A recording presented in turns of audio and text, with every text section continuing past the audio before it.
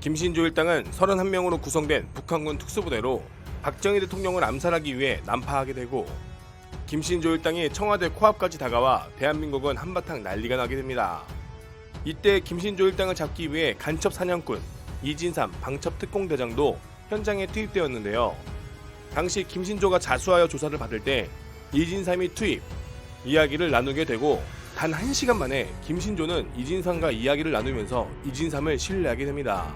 이진삼은 과감하게 김신조의 수갑을 풀어주고 함께 동행하며 남은 김신조 일당을 찾는데 함께 조력하고, 김신조 일당이 숨겨놓은 무기들 또한 쉽게 찾을 수 있었는데요. 김신조의 협조로 2주 만에 작전을 신속하게 종료. 이 사건 이후로 김신조와 이진삼은 의형제 지간으로 지내게 됩니다. 의리의 남자 이진삼은 이후 부대를 옮기거나 진급해서 자리를 옮겨주면 항상 김신조를 불러 초대했으며, 거기에 김신조는 국가에서 지불해주거나 거의 지원을 안 받았다고 하는데요.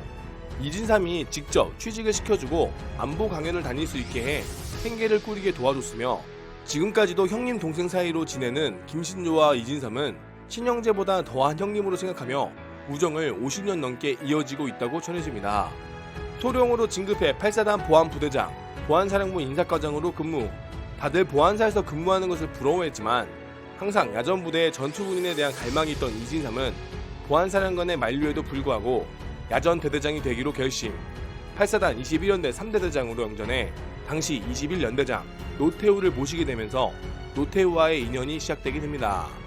이후 1977년 대령으로 진급해 20사단 61연대장, 1980년 장군으로 진급해 구공수여단장, 1982년 소장으로 진급해 21사단 백두산 부대장을 역임하게 되는데, 사단장 당시 전방에서 북한군은 아군 쪽을 향해 총격을 가하는 일이 있었는데요.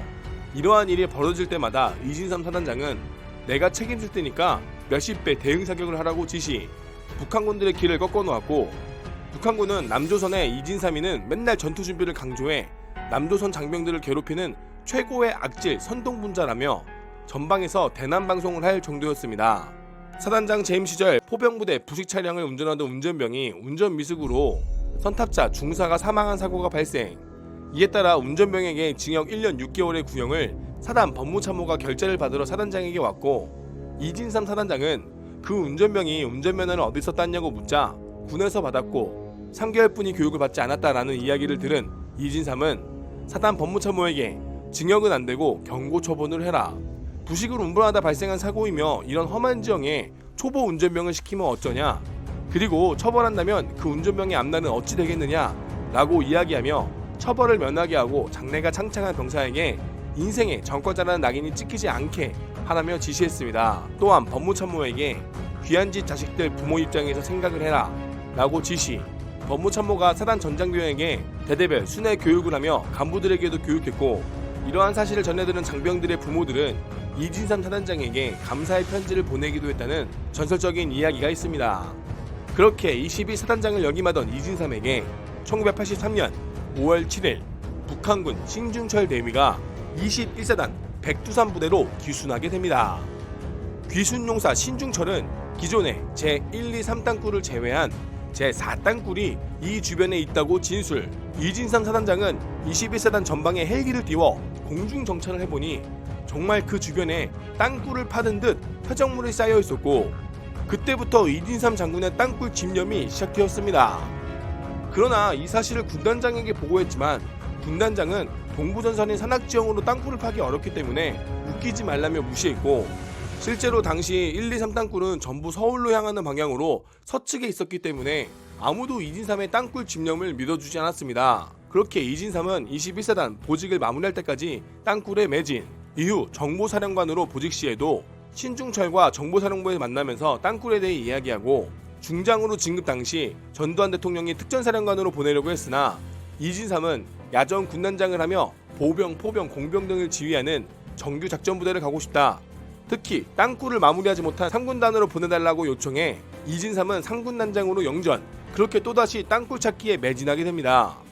그때까지도 땅굴을 찾지 못한 이진삼은 3군단장이 끝날 때까지 찾지 못하며 육군본부 참모차장으로 보직을 이동. 거기서 대장으로 진급해 제1야전군 사령관이 되어 다시 땅굴에 점령.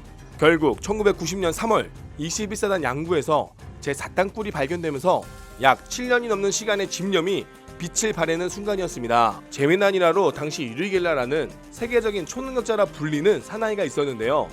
대한민국 TV쇼에 나와 고장난 라디오를 고치고 쇠숟가락을 휘게하는 등 사람들을 속이는 가짜 초능력자가 있었습니다. 이진삼이 21세 단장 재임 시절 유리겔라가 진짜 초능력자인 줄 알고 땅굴 탐지하는 곳으로 불러 유리겔라의 초능력으로 땅굴을 찾아달라 했고, 유리겔라는 땅굴을 찾는 척하며 결국 찾지 못했고, 이진삼에게 훗날 자성장군이 될 사람이요 라고 관상만 봐주고 갔다는 재미난 일화가 있습니다. 이후 이진삼은 제28대 육군 참모총장으로 영전하고 1991년 육군 대장으로 예편하게 됩니다. 대장으로 예편한 이진삼은 체육청소년부 장관과 국회의원을 역임했으며, 국회의원 중에 레전드 짤로 후배 장군들에게 군번줄로 혼내는 레전드 짤이 있으며, 내가 누구라고 지휘하지만 분양하는 데 가서 격리하는데 격리 하나 절도 있게 하는 장군 없어. 딱 쓰면 딱 하고 말이야. 그 절도 있게 하자고. 이런 식이야. 전군에 비치고 있고 이것이 전 세계적으로 지금 방송이 나가고 있는데 장군들의 자세부터 그래가지고 되겠어? 내가 흉내낼까? 이러고 있어. 응? 딱 못해? 대학군 참모총장 목에 군번줄 메고 있어요? 이거 안 되고 있습니다. 합참의장 메세요? 안 되고 있습니다. 당신이 전사당 있을 때 누가 죽인지 어떻게 할 걸? 그 정신 나갔구만 국방장관. 그러니까 국민들이 국방장관을 그렇게 보는 거야. 알겠습니다.